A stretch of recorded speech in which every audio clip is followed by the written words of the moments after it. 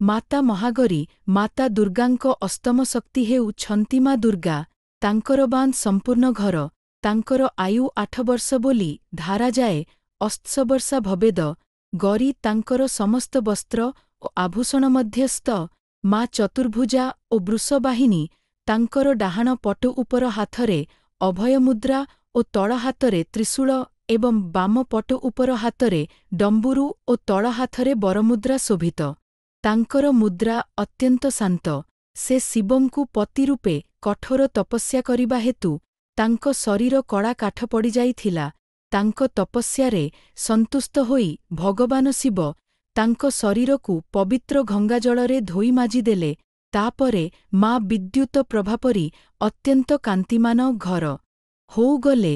ମାତା ମହାଗରୀଙ୍କ ଉପାସନା କଲେ ଅସମ୍ଭବ କାର୍ଯ୍ୟ ବି ସମ୍ଭବ ହୋଇଯାଏ।